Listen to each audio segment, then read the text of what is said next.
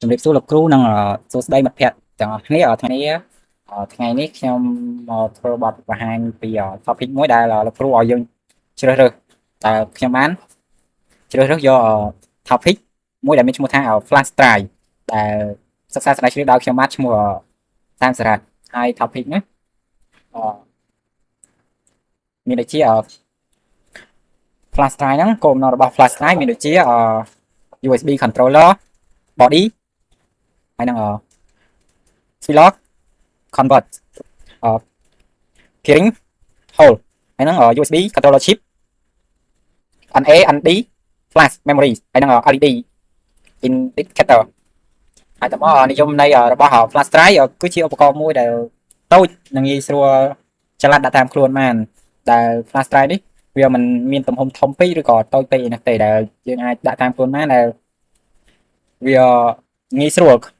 ក្នុងការទុកដាក់ផងដោយវាមានទំហំទូចហើយក៏យើងអាចចល័តបានទៅតាមគ្រប់ទីកន្លែងដែលយើងចង់យកវាទៅតាម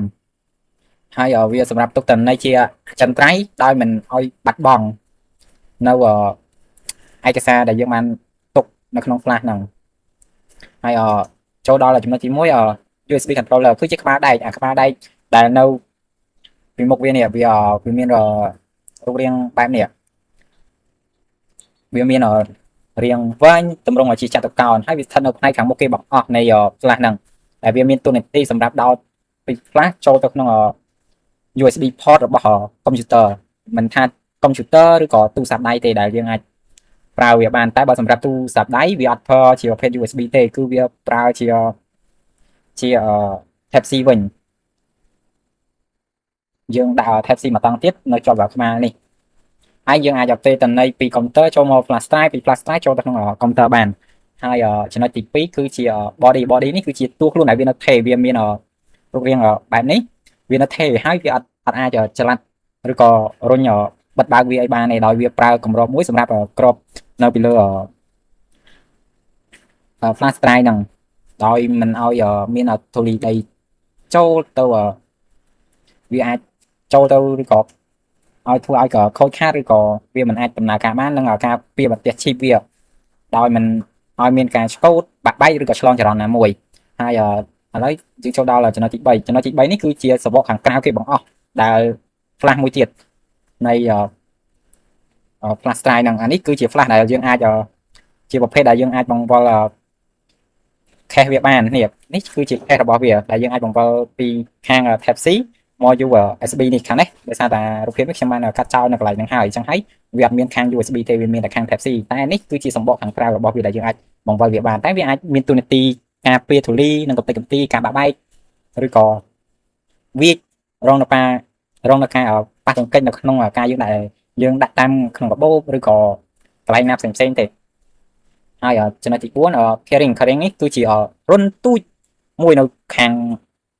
ក្រៅ USB បង្អស់នេះវាមានរូបរាងបែបនេះហើយវាអាចឲ្យយើងចងខ្សែឬក៏យើងអាចទិញខ្សែជាប្រភេទខ្សែបែបនេះយកមកចងភ្ជាប់បែបនេះដើម្បីឲ្យងាយស្រួលយើងចល័តតាមខ្លួនកុំឲ្យយើងភ្លេចឬក៏វាអាចនឹងជ្រុះបាត់នៅកន្លែងណាដោយយើងមិនបានដឹងមុនឬក៏យើងមិនបានត្រៀមទុកហើយវាស្ថិតនៅផ្នែកខាងចុងក្រោយនេះគឺជារុនរបស់វានៅខាងចុងក្រោយនៃ flash drive ហ្នឹងហើយយើងអាចយកវាទៅដាក់ខ្សែកាតខ្សែយួរឬក៏ចិញ្ចៀនកូនសោចិញ្ចៀនកូនសោហ្នឹងគឺជាចិញ្ចៀន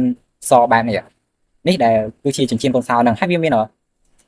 ទំហំតូចឯរុនវាហ្នឹងយើងអាចចងខ្សែបានហើយតមកចូលដល់ slide ទី5 USB controller chip នេះគឺជាខួរក្បាលឬក៏បន្ទះ chip ដ៏សំខាន់មួយដែលបង្កប់នៅពីខាងក្នុង flash drive ហ្នឹង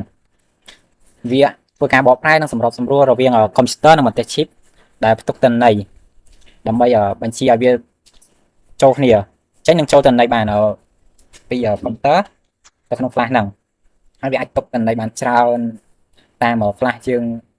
មានទំហំធំឬតូចតើមកចំណុចហ្នឹងខ្ញុំចូលតែប៉ុណ្្នឹងហើយក៏ចូលដល់ចំណុចទី6នេះ NAND flash memory គឺជាបន្ទះ memory មួយដែលនៅពីខាងក្នុងវាដែលយើងអាចផ្ទុកឯកសារឬក៏រូបភាពវីដេអូនិងតន្ត្រីបាននៅខាងក្នុង flash របស់យើងនឹងទាំងអស់ទោះបីជាយើងដកចេញពីកុំព្យូទ័រក៏ដោយ có tên này với ai bắt bong nàyដោយសារតែយើងបានរក្សាទុកវានៅក្នុងនឹងរួចជាស្រេចទៅហើយចំណុចនេះក៏ខ្ញុំនិយាយតែប៉ុណ្្នឹងដែរហើយក៏ចូលមកដល់ចំណុចចុងក្រោយគឺជា LED index can ចគឺជាអំពូលតូចដែលវានៅពីខាងលើខ្លះនេះវាអាចនឹងនៅម្ដុំទាំងនេះដល់ពេលដែលយើងដោតចូលកុំព្យូទ័រទៅវានឹងលោតភ្លើងវាអាចនឹងមានច្រើនពណ៌ដោយខ្លះវាមានភ្លើងទៅហ្នឹងវាលោតជាពណ៌ក្រហមពណ៌ខៀវឬក៏ពណ៌បៃតងជាដើមហើយវាលោតញាប់ហើយរៀងញ័រញាក់នៅលើហ្នឹងនេះហើយនេះគឺជារូបរាងរបស់អំពូលវាអាចមានភ្លើងតាមដែលយើងទិញដោយយើងអត់បានកំណត់ពណ៌វាទេគឺវាមាននៅជាប់បតវាមកតែម្ដងហើយជាចុងក្រោយខ្ញុំបាទសូមអរគុណដល់លោកគ្រូនិងមិត្តភក្តិទាំងអស់គ្នាដែលបានតាមដាននិងទស្សនានៅវីដេអូមួយនេះ